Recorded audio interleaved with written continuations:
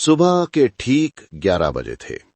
एक बुजुर्ग व्यक्ति जिनका नाम मोहनलाल था, धीरे धीरे उस भव्यता की ओर बढ़ रहे थे। उनकी वेशभूषा बिल्कुल साधारण थी। सफेद कुर्ता पायजामा, कंधे पर एक पुराना सा सफेद गमछा और उनके हाथ में एक लकड़ी की साधारण छड़ी थी जो हर कदम पर जमीन से टकराती थी। उनके दूसरे हाथ में एक पुराना कपड़े का झोला था जो इस शानदार माहौल में बिल्कुल बेमेल लग रहा था।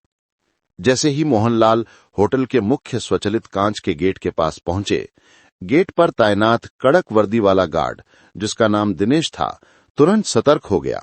उसके माथे पर तुरंत शिकन आ गई। उसे लगा जैसे कोई भिखारी या कोई गलत व्यक्ति रास्ता भटक कर आ गया है।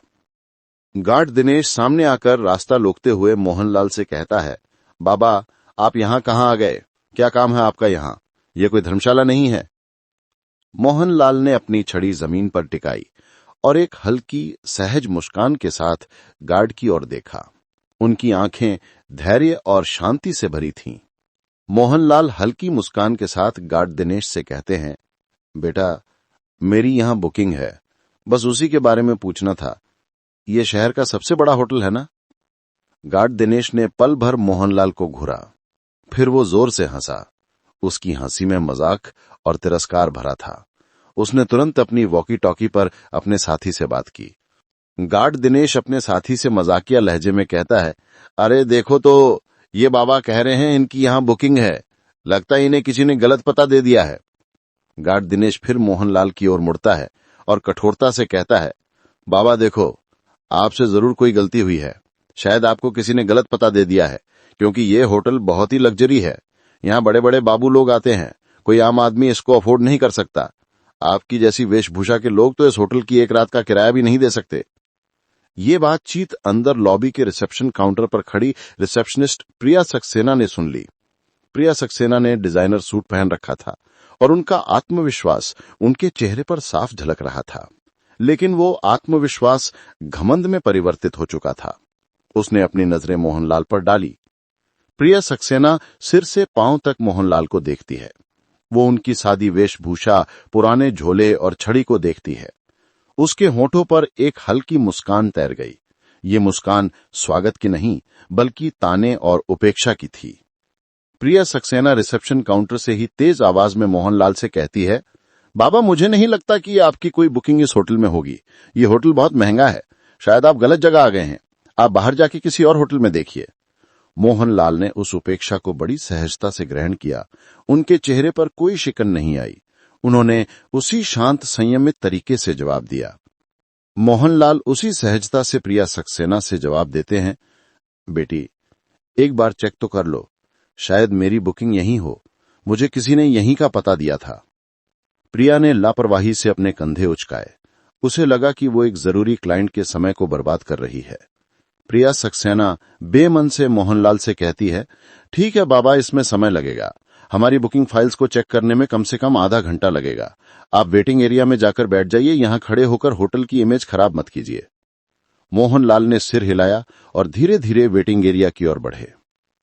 होटल की लॉबी में आरामदायक महंगे सोफे लगे थे। कई विदेशी और भारतीय गेस्ट्स चाय और कॉफी की चुस्कियां लेते हुए व्यापारिक बातें कर रहे थे।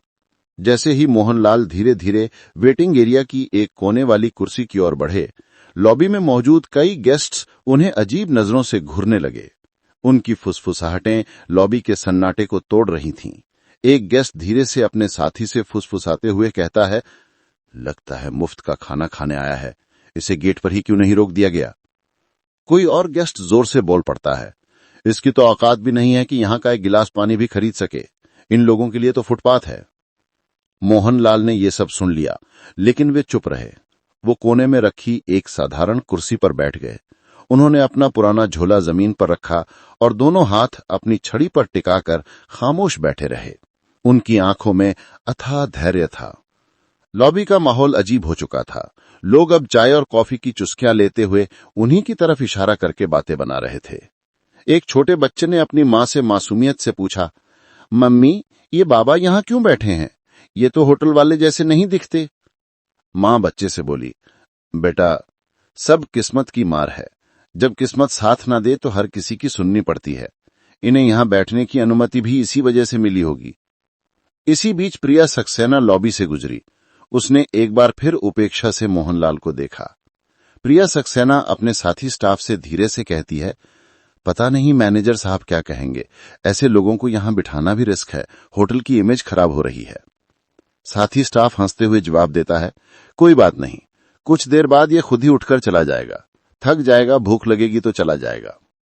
मोहनलाल ये सब सुन रहे थे, पर वे एक शब्द न कह सके। वो सिर्फ इंतजार कर रहे थे कि कोई उनकी बात सुने। 1 घंटे तक वो यूं ही बैठे रहे, कभी घड़ी देखते, कभी रिसेप्शन की तरफ नजर डालते। उन्हें उम्मीद थी कि कोई आएगा और कहेगा, हाँ बाबा, आपकी बुकिंग है, लेकिन ऐसा नहीं हुआ। मोहनलाल ने धीरे से कुर्सी का सहारा लिया और खड़े हो गए। उन्होंने रिसेप्शन की तरफ देखा। मोहनलाल रिसेप्शनिस्ट प्रिया सक्सेना से धीमे लेकिन स्पष्ट आवाज में कहते हैं, बेटी, अगर तुम व्यस्त हो और मेरी बुकिंग नहीं ढूंढ पाई हो तो अपने मैनेजर को बुला दो, मुझे उनसे भी कुछ जरूरी बात करनी है। प्रिया ने मन ही मन सोचा, अब इसे मैनेजर से भी मिलना है। फिर अनमने ढंग से फोन उठाया और होटल मैनेजर विक्रम सिंह को कॉल लगाया। प्रिया सक्सेना ने मैनेजर विक्रम सिंह से कहा, सर, एक बुजुर्ग आपसे मिलना चाहते हैं। वो बुकिंग के बारे में पूछ रहे थे, पर हमें कुछ नहीं मिला। वो कह रहे हैं कि उन्हें आपसे जरूरी बात करनी है। विक्रम सिंह अपने केबिन के अंदर से ही दूर से मोहनलाल को देख रहा था। उसके चेहरे पर घमंड साफ झलक रहा था। विक्रम सिंह फोन पर हंसते हुए प्रिया सक्सेना से कहते हैं, क्या ये हमारे गेस्ट हैं या बस ऐसे ही चले आए हैं? मेरे पास अभी टाइम नहीं है, इन्हें बैठने दो। इन्हें कहो कि मैं बहुत व्यस्त हूं, थोड़ी देर में खुद चले जाएंगे। प्रिया ने वही आदेश दोहराया और मोहनलाल को और थोड़ी देर बैठने का आदेश दिया। प्रिया सक्सेना मोहनलाल से रूखेपन से कहती है, बाबा, मैनेजर साहब अभी बहुत बिजी हैं, आपको थोड़ा और इंतजार करना पड़ेगा।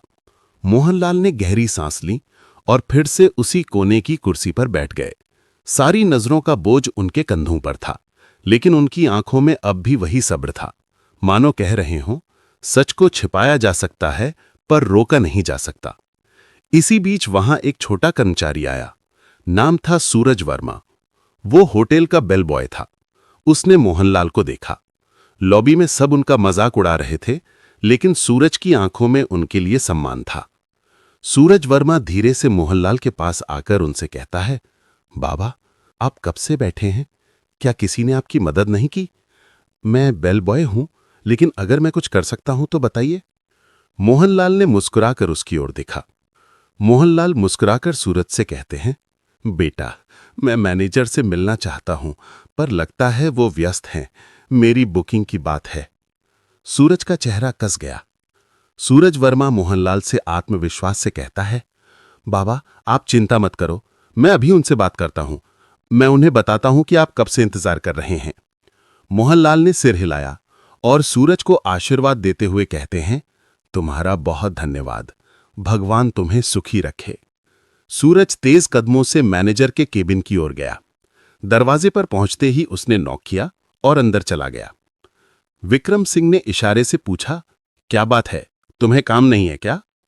सूरज वर्मा आदर से कहता है, सर, लॉबी में एक बुजुर्ग बैठे हैं, वो बहुत देर से इंतजार कर रहे हैं। वो कह रहे हैं कि उन्हें आपसे जरूरी बात करनी है।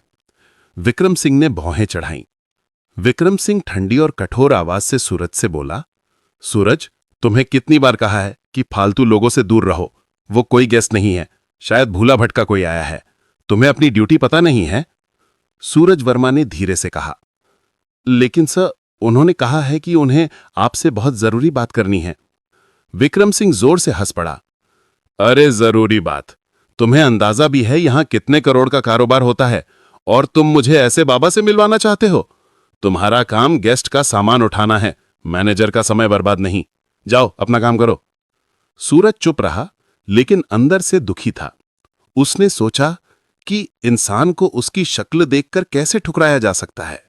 क्या बड़े पद पर बैठने से किसी को इंसानियत भूल जानी चाहिए? विक्रम सिंह सख्त आवाज से सूरज से कहता है, सूरज, तुम अपना काम करो, ये मामला तुम्हारे बस का नहीं है। अगर दोबारा ऐसी शिकायत लेकर आए तो तुम्हारी नौकरी जा सकती है। सूरज ने सिर झुकाया और बाहर चलाया। लॉबी में लौटते ही उसने मोहनलाल की ओर देखा। उनकी आंखों में धैर्य अब भी था। सूरज वर्मा उनके पास बैठ गया और दुख से बोला, बाबा, मैंने कोशिश की लेकिन मैनेजर साहब अभी नहीं मिलना चाहते, वो बहुत व्यस्त हैं। मोहनलाल ने मुस्कुराकर उसके कंधे पर हाथ रखा। मोहनलाल ने सूरज से कहा, कोई बात नहीं बेटा, तुमने कोशिश की, यही मेरे लिए काफी है। सूरज की आंखें भर आईं। उसे महसूस हुआ कि ये बुजुर्ग कोई आम इंसान नहीं है। उनकी सादगी में एक अजीब सी ताकत छिपी थी। करीब 1 घंटा और बीत गया। मोहनलाल अब भी उसी कुर्सी पर बैठे थे। होटल की घड़ी ने 12:30 बजाए। मोहनलाल अब और चुपचाप नहीं बैठ पाए। उन्होंने धीरे से अपनी छड़ी उठाई, झोला कंधे पर टांगा और सीधे रिसेप्शन की तरफ बढ़ गए। लॉबी में बैठे कई लोगों ने फिर से ताने कसे। एक गेस्ट फुसफुसाता है, देखो देखो, बाबा अब मैनेजर से लड़ने जा रहे हैं। रिसेप्शन पर खड़ी प्रिया सक्सेना ने उन्हें आते देखा। उसने झुंझलाकर अपने बाल संवारे। प्रिया सक्सेना झुंझलाकर मोहनलाल से कहती है, बाबा, आपको कहा था ना, इंतजार कीजिए, मैनेजर अब भी बिजी हैं, अब जबरदस्ती क्यों कर रहे हैं? मोहनलाल ने उसकी ओर देखा। मोहनलाल नरम लेकिन कठोर आवाज में प्रिया सक्सेना से कहते हैं, बेटी, बहुत इंतजार कर लिया, अब मैं खुद ही उनसे बात कर लूंगा। इतना कहकर मोहनलाल सीधा मैनेजर विक्रम सिंह के केबिन की ओर बढ़े। लॉबी में खामोशी छा गई। सबकी नजरें उसी तरफ टिक गईं। जैसे ही मोहनलाल ने केबिन का दरवाजा खोला, विक्रम सिंह अपनी घूमने वाली कुर्सी पर अकड़ के साथ बैठा था। विक्रम सिंह ने भौएं चढ़ाते हुए मोहनलाल से कहा, हाँ बाबा, बताइए, इतना शोर क्यों मचा रखा है? क्या काम है आपको? मैंने कहा था ना, मेरे पास फालतू लोगों के लिए टाइम नहीं है। मोहनलाल ने कीरे से झोला खोला और उसके अंदर से एक साधारण सा लिफाफा निकाला। मोहनलाल लिफाफा आगे बढ़ाते हुए विक्रम सिंह से कहते हैं, ये मेरी बुकिंग और होटल से जुड़ी कुछ डिटेल है, कृपया एक बार देख लीजिए। विक्रम सिंह ने हंसते हुए वो लिफाफा हाथ में लिया, लेकिन खोले बिना ही मेज पर पटक दिया। विक्रम सिंह अहंकार से भरी हंसी के साथ मोहनलाल से कहता है, बाबा, जब किसी इंसान की जेब में पैसे नहीं होते तो उसे बुकिंग जैसी बड़ी बड़ी बातें करना बिल्कुल बेकार है। मुझे आपके जैसे लोगों की शक्ल देखकर ही पता चल जाता है कि आपके पास कुछ नहीं है। ये होटल आपके बस का नहीं है। बेहतर होगा आप यहां से चले जाएं। मोहनलाल ने उसकी आंखों में देखा। उनकी आवाज अब गहरी और गंभीर हो चुकी थी। मोहनलाल गंभीर और गहरी आवाज में विक्रम सिंह से कहते हैं, बेटा, बिना देखे कैसे तय कर लिया? एक बार इन कागजों को देख तो लो।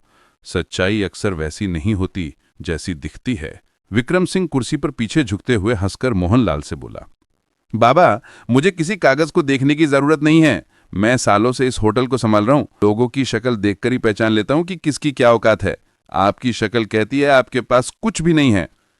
यह सुनकर लॉबी में बैठे कुछ गेस्ट भी हंसने लगे। मोहनलाल ने गहरी सांस ली, लिफाफा टेबल पर रखा और शांत स्वर में विक्रम सिंह से बोले, ठीक है, जब तुम्हें यकीन नहीं है तो मैं चला जाता हूं, लेकिन याद रखना, जो तुमने आज किया है उसका नतीजा तुम्हें भुगतना पड़ेगा। इतना कहकर मोहनलाल ने दरवाजे की ओर कदम बढ़ाए और धीरे धीरे होटल से बाहर निकल गए। मोहनलाल की धीमी चाल और झुकी हुई कमर ने पूरे स्टाफ के बीच एक अजीब सा सन्नाटा छोड़ दिया। विक्रम सिंह अपने कुर्सी पर बैठा मुस्कुराता रहा। उसके चेहरे पर गर्व और तिरस्कार का मिला जुला भाव था। तभी बेल बॉय सूरज वर्मा उस लिफाफे की तरफ बढ़ा। उसने धीरे से उसे उठाया। सूरज वर्मा अपने मन में सोचता है, इतनी देर तक एक बुजुर्ग को अपमानित किया गया सिर्फ इस वजह से कि उनके पास ये कागज था। मैं एक बार जरूर देखूंगा कि इसमें ऐसा क्या है। सूरज चुपचाप अपने सर्वर कंप्यूटर की ओर चला गया। कंप्यूटर स्क्रीन पर उसने लॉगिन किया और होटल के पुराने रिकॉर्ड खंगालना शुरू कर दिया। लिफाफे में लिखी डिटेल्स के आधार पर उसने होटल का सबसे पुराना रिकॉर्ड खंगाला। कुछ ही देर में उसकी आंखें चौड़ी हो गईं। स्क्रीन पर जो जानकारी थी उसने सूरज को हिलाकर रख दिया। रिकॉर्ड में साफ लिखा था, मोहनलाल, होटल के 65% शेयर होल्डर, संस्थापक सदस्य। सूरज की सांसें तेज हो गईं। उसने तुरंत प्रिंटर से रिपोर्ट निकाली। कागज हाथ में लिए वो भागता हुआ मैनेजर के केबिन में पहुंचा। सूरज वर्मा हांफते हुए विक्रम सिंह से कहता है, सर, ये रिपोर्ट देखिए, ये वही बुजुर्ग हैं जो यहां आए थे। ये हमारे होटल के असली मालिक हैं। विक्रम सिंह ने फोन रखते हुए सूरज की तरफ देखा। विक्रम सिंह भौएं चढ़ाते हुए सूरज से कहता है, सूरज, तुम्हें कितनी बार कहा है, मुझे ऐसे लोगों की रिपोर्ट्स में दिलचस्पी नहीं है, ये सब फालतू बातें हैं। सूरज ने फिर कोशिश की। सूरज वर्मा गिड़गिड़ाते हुए कहता है, लेकिन सर, ये रिपोर्ट साफ बताती है कि मोहनलाल हमारे होटल के मालिक हैं। अगर हमसे कोई गलती हो गई है तो। विक्रम सिंह ने बीच में ही बात काट दी। उसने रिपोर्ट को अपनी तरफ सरका कर देखा, फिर बिना पढ़े ही उसे वापस सूरज की ओर ढकेल दिया। उसकी आवाज में अहंकार पहले से और ज्यादा था। विक्रम सिंह सूरज को डांटते हुए कहता है, मुझे ये सब बकवास नहीं चाहिए। तुम्हें मैंने कहा है ना, अपना काम करो। ये होटल मेरी मैनेजमेंट स्किल से चलता है, किसी पुराने बाबा की दान दक्षिणा से नहीं। अब यहां से जाओ। सूरज हैरान रह गया। उसके चेहरे पर गहरी बेचैनी थी। वो रिपोर्ट हाथ में लेकर वापस निकल गया। सूरज वर्मा मन में सोचता है, ये मामला अब सिर्फ होटल तक सीमित नहीं है, ये इंसानियत की परीक्षा है। अगली सुबह का नजारा बिल्कुल अलग था। होटल की हर कोने में हलचल थी। स्टाफ आपस में धीरे धीरे फुसफुसा रहे थे। मोहनलाल की खबर धीरे धीरे पूरे होटल में फैल चुकी थी, लेकिन किसी को अब भी भरोसा नहीं हो रहा था। ठीक 10:30 बजते ही लॉबी का माहौल अचानक बदल गया। होटल के मुख्य द्वार से वही साधारण कपड़े पहने बुजुर्ग मोहनलाल अंदर आए, लेकिन इस बार वो अकेले नहीं थे।